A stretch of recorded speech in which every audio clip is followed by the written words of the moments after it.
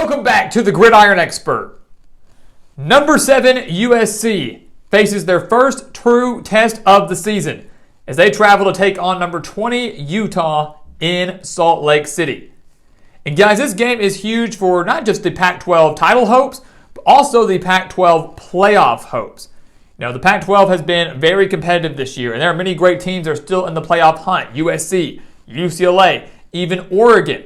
But many consider the Trojans to be the best shot for the Pac-12 to get a team into that Final Four. They need this win to keep those hopes alive, while Utah, they're out of the playoff race after their second loss of the year, but they're still looking to play spoiler, and they could still make the Pac-12 championship if they can get past USC on Saturday. So we're going to be in for a fun one, a very hard-fought battle, and we're here to break down everything you need to know and, of course, share our official prediction for who wins between the Trojans and the Utes. So guys, as always, thank you so much for watching us here at the Gridiron Expert on YouTube. Please continue to like, comment, subscribe, share our videos, and guys, just become a part of our GE Nation. We've got our expert picks over on our website, thegridironexpert.com. Some of the best college football and NFL spread picks in the entire country, beating out over 80% of the national analysts, hitting over 60% of our bets, hitting over 82% on the money line. You're not going to find picks like that anywhere else. We want you to become a part of our nation, guys. Take advantage of those picks and start winning with us today. So make sure to check that out again down in the description, only on thegridironexpert.com.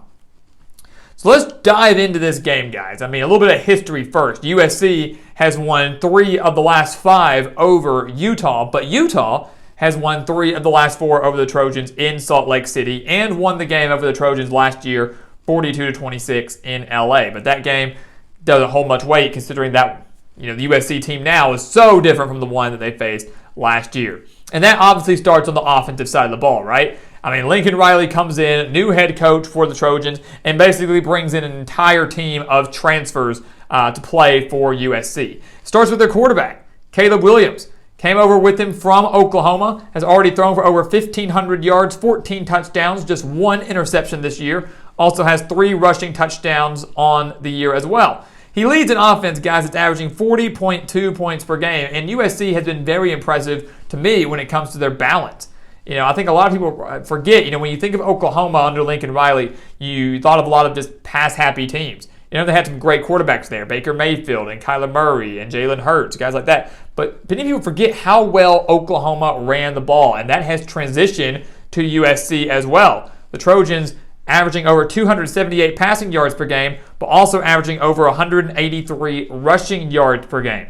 They're led by Travis Dye, the transfer running back from Oregon, 571 rushing yards, 6 touchdowns on the year, averaging 6.3 yards per carry. And their top wide receiver is, you guessed it, Jordan Addison, a transfer from Pittsburgh, 479 yards, 6 touchdowns on the year, has quickly become Caleb Williams' top target, and rightfully so. When you had the Biletnikoff Award winner from last year, he's going to become your top target and continue to put up ridiculous numbers. This USC offense, guys, they're extremely fast. They're up-tempo. They're so hard to stop. They can score just about on every single possession. I know some people have criticized them and some slow starts from time to time, barely getting by Oregon State, struggling a little bit early against Washington State last week. But regardless, this is still one of the best offenses in the country that is loaded with talent from top to bottom.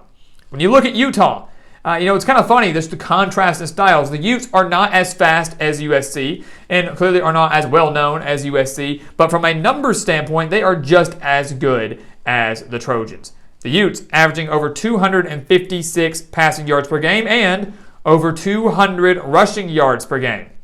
That's a key number there.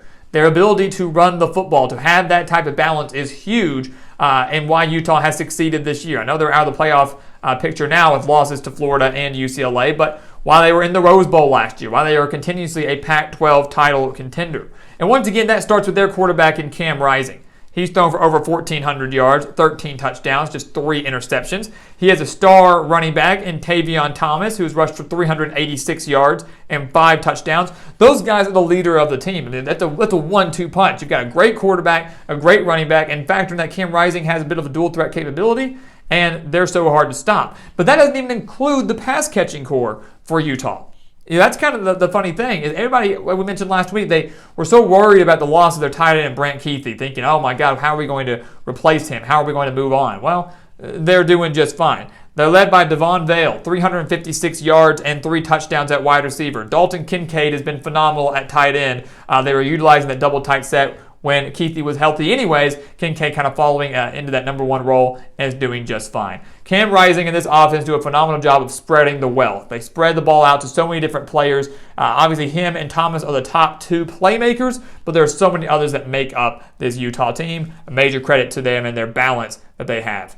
When you look at the defense, guys, USC is going to have their hands full in trying to stop this balanced attack. How are they going to stop Utah in Salt Lake City? How are they going to shut down Cam Rising and Tavion Thomas?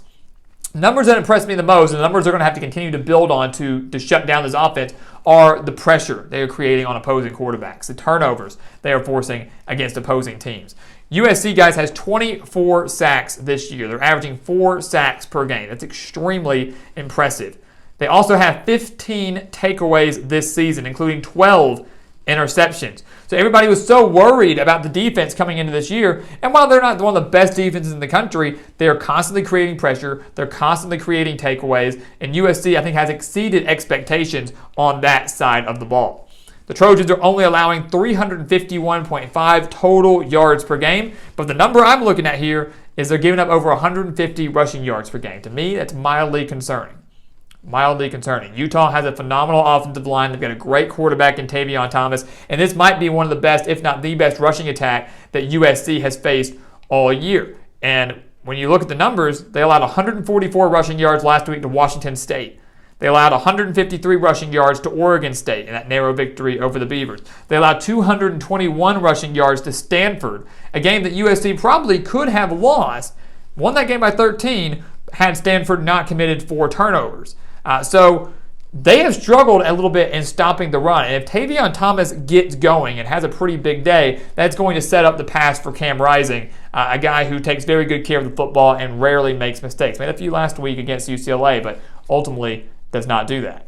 When you look at Utah, they're known for a defense, right? Typically a very strong defense under Kyle Whittingham. That is very characteristic of his squads. But last week, guys, they allowed 502 yards to UCLA.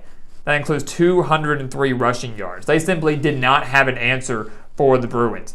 Anything that Dorian Thompson-Robinson threw at them, anything that Zach Charbonnet was running at them, Utah didn't know how to stop them. And they tried, the offense did, to crawl back into that game, and every time they did, the defense let them down. So this clearly is going to go one of 2 ways for me. UCLA and USC have very similar offenses. They're very fast. Their quarterbacks are similar. They're electric. They put up a lot of points and a lot of yards.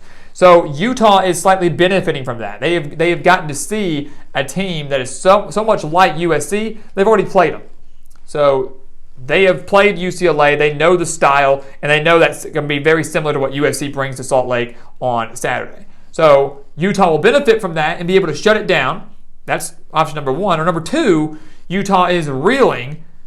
They're upset they have blown their playoff shot. They are reeling after such a bad loss, and the defense just is horrible, and USC lights them up just like UCLA did. It goes one of 2 ways. They're going to benefit from playing a team that's so similar to USC, or they're going to be reeling down on their luck after such a bad loss and such a bad performance. The Utes, guys, do have 10 interceptions on the year, so they are like USC in the sense they are great at creating takeaways and will be able to generate a little bit of pressure on Caleb Williams, but ultimately they're going to have to win the turnover battle to win this game. They need to create a couple turnovers over Caleb Williams, force a couple fumbles, benefit from field position, whatever it is, they have to find a way to win the turnover battle and get their offense in a position to score. Win the turnover battle and then take advantage of those turnovers. So what is going to happen, guys? What is going to happen on Saturday? USC, the Pac-12 favorite to make the playoff, really facing their first true test. Utah, many thought they were the Pac-12 playoff favorite back in the preseason, is now out of the picture, but can climb back up in the rankings and still have a shot at a Rose Bowl berth if they can win the Pac-12. They're still in the hunt to make that Pac-12 championship game. I'll tell you guys, despite the difference in records, despite the difference in rankings, I think these 2 teams are still pretty dang similar. These 2 teams are pretty even. And I'm going to tell you right now, I don't know if USC can handle Utah. I really don't. I have not been that impressed with USC so far this season. They really have not played anyone. Their best win may have been last week against Washington State at the Coliseum. They narrowly survived Oregon State on the road, only winning that game 17-14. Now they're coming to Rice-Eccles Stadium. They're coming to Salt Lake City, a place where Utah is 23-2 since 2018. They've only lost 2 home games since 2018. The Utes know this is a must-win game. They know they can play spoiler against a big-time Pac-12 rival. They know that if they want to make the Pac-12 championship a major goal for them, they have to win this game. They're so dominant at home. I think Utah bounces back in a big way, takes down USC in a thriller, and creates even more chaos in the Pac-12, and maybe puts UCLA in as the Pac-12 playoff favorite, at least for this week. But Utah, guys, we are picking to beat USC. Salt Lake City is where dreams come to die, and USC's dreams will die on Saturday night.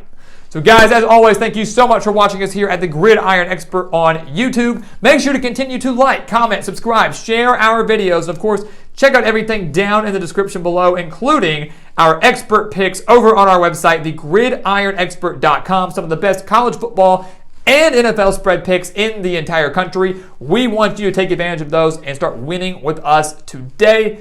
And once again, guys, as always, thank you so much for watching, and we'll see you next time right here on the Gridiron Expert.